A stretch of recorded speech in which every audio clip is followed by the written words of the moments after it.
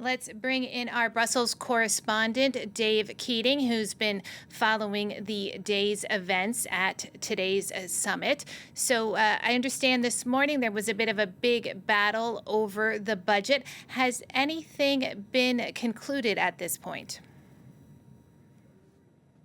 No, nothing's been concluded. So this is the 7-year EU budget. And I've been here in Brussels a long time. This is actually my third time going through these negotiations. It is the same thing every time. The Northern European countries want to cut the EU budget. The Southern European countries, usually including France, want to expand the EU budget or at least keep it as large as it is. And that was the big battle this morning. We saw the same dividing lines between the North on one side and the South and the East on the other side. But there's a new dynamic here, I think, because this is 2026. We're in a really different era than the last time these budget negotiations happened 6 years ago. The EU is now being asked to do a lot more. It's being asked to support Ukraine. It's being asked to respond to health emergencies like COVID-19. It's being asked to coordinate Europe's defense now that the US is pulling out to some degree of Europe.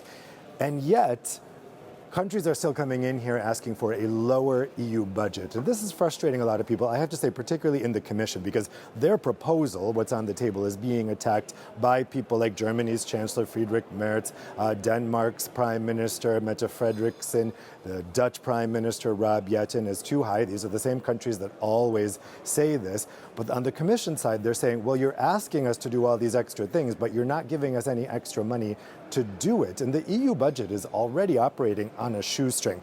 Just by means of comparison, the EU budget is 1% of the EU's total GDP. By comparison, France's budget is 57% of French GDP. Now, of course, obviously that includes a lot of things that wouldn't be ever done at a federal level. So you could compare it more accurately to Germany, which is 27% of GDP. So there's a lot of frustration here, I can tell you, behind the scenes, because people are saying, well, these national leaders, they say they want a bigger Europe, they want more Europe doing more things and putting Europe on the stage internationally, fighting for Europe's sovereignty and strategic autonomy. And yet they're saying, but you don't get any money to do that. Now, the Commission has proposed a way around this because they see that every time this budget battle goes on, each prime minister jealously guards their own money. They see an easy political win by saying, I came to Brussels and I fought for less of our country's money to go into the EU budget. So what the Commission is proposing is so-called own resources. That would be a confederal level tax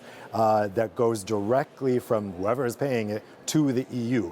In other words, not via national budgets. The EU has no taxation of its own, or it's some very slight ways. It operates almost entirely on the budget contributions of national governments.